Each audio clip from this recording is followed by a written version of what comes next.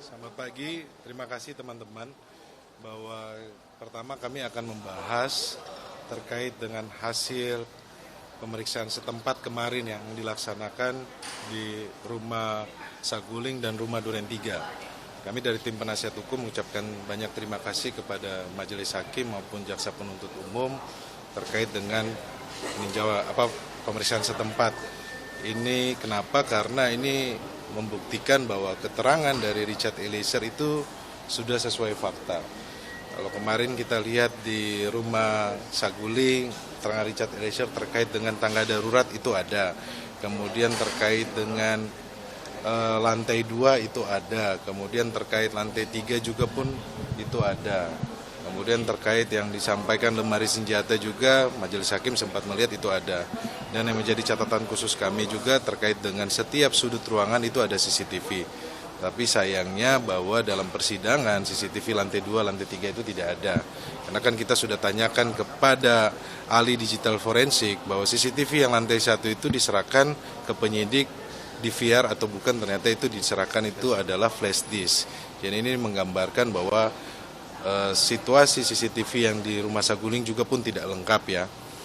Ini supaya kita perlu sampaikan kepada publik. Kedua, terkait dengan yang di Rumah Duren 3 juga, itu yang kami menjadi sorotan kami terkait dengan posisi berdiri, jarak tembak, kemudian posisi dari para terdakwa. Harapan kami adalah ini bisa dilihat secara utuh terkait posisi-posisi berdiri dari para terdakwa ini.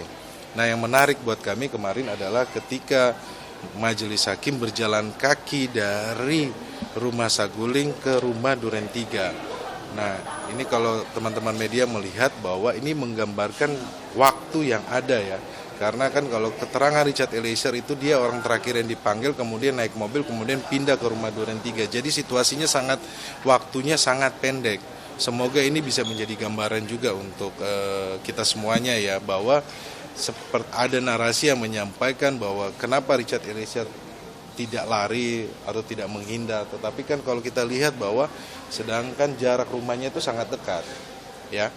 Kemudian itu yang menjadi perhatian kami juga. Terus terkait yang di Rumah Duren 3 juga kemarin kami melihat bahwa posisi berdiri almarhum Joshua, kemudian posisi di dalam Rumah Duren 3 juga ini sudah tergambarkan semuanya. Harapan kami adalah ini bisa mendudukan perkara ini semakin jernih dan apa yang disampaikan bahwa keterangan Richard Eliezer tidak berkesesuaian ini terpatahkan. Karena apa? Richard Eliezer menyampaikan sesuai fakta yang terjadi.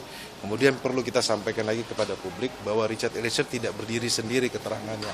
Ada keterangan Richard Eliezer yang didukung oleh keterangan saksi yang lainnya dari petugas web terkait dengan lokasi isolasi bukan di Rumah Duren 3 tetapi di Rumah Bangka.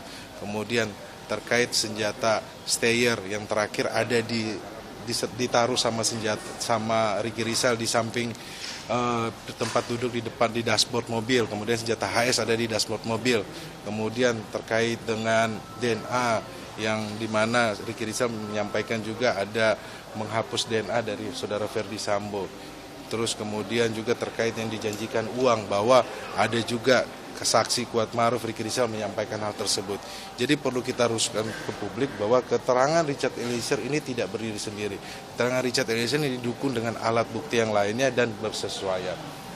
Bahwa waktu kemarin terkait dengan pemeriksaan sebagai terdakwa hari ini, Hakim pada saat melihat lokasi kejadian di sana yang tidak terekam oleh media ataupun pada saat ya tadi saya sudah sampaikan kan terkait Rumah Saguling, terkait setiap lantai di mana setiap sudut ada CCTV. Nah, ini menjadi pertanyaan buat kami kenapa CCTV itu tidak ada.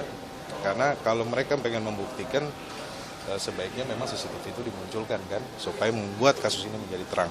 Bagaimana? Ya, terkait pemeriksaan sebagai terdakwa hari ini untuk Richard Eliezer, apa keterangan yang akan disampaikan ini?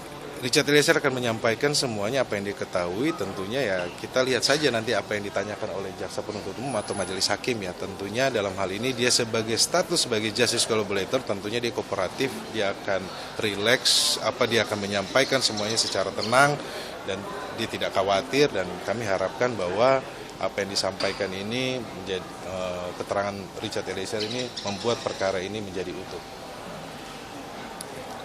Terima kasih.